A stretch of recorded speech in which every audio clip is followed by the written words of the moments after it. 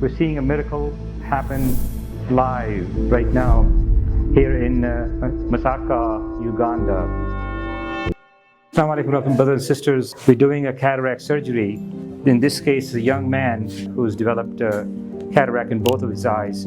And our own team member who's really specialized in cataract surgeries, alhamdulillah. I mean, the impact this has on people's lives and what they can see just immediately a few minutes after the surgery is complete. The gentleman here who is conducting the surgery is our own team member. He basically said, I got inspired to do this because of Helping Hand, because I can see the impact immediately. People, as soon as they leave the surgery, just in a few hours, maybe a day or two, they're able to see very, very well. So Jazakumullah khair for really supporting Helping Hand on these surgeries and making a true difference in the lives of hundreds of people who are now able to see and conduct their life business in a regular way.